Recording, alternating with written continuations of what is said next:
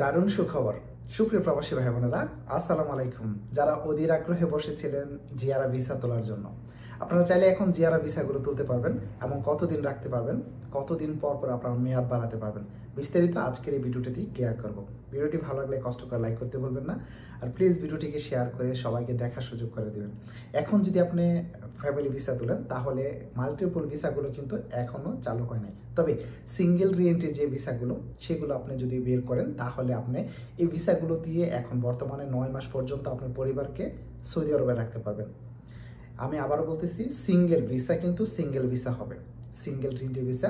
তবে এটাকে আপনি বাড়িয়ে 9 মাস পর্যন্ত আপনার পরিবারকে সৌদি আরবে রাখতে পারবেন এবং এখানে আপনার নিজের অ্যাপসের দিয়েই কিন্তু আপনি এই 3 মাস পর পরে বাড়াতে পারবেন 3 মাসের জন্য, এবং এমন করে আপনি 9 মাস পর্যন্ত আপনার পরিবারকে এখন সৌদি আরবে রাখতে পারবেন। এটা দারুণ সুখবর।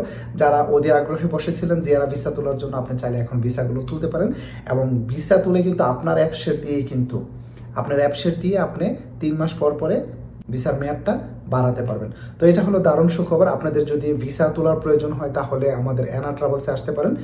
ভিসা এবং গুরফা তিজারি আমরা করে দিতে পারবো আপনাদেরকে, এবং আপনি যে ভিসার মেয়াদটা বাড়াবেন 3 মাস পর পর যে ভিসার মেয়াদটা বাড়াবেন সেটাও আমরা আপনাদেরকে বাড়িয়ে দিতে পারবো। তো আপনারা যদি এখন ভিসা তোলার আগ্রহী হন তাহলে আমাদের এনা ট্রাভেলসে চলে আসবেন।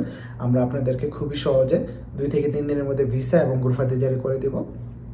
এটাকে জাস্ট আপনি বাংলাদেশে প্রসেসিং করবেন, তারপরে কিন্তু টিকিট কেটে নিয়ে আসতে পারবেন।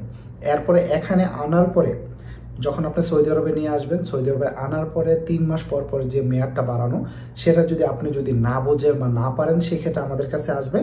আমরা আপনার অ্যাপসের দিয়ে 3 মাসের জন্য আপনার পরিবারকে এটা মেয়াদ বাড়িয়ে দেব।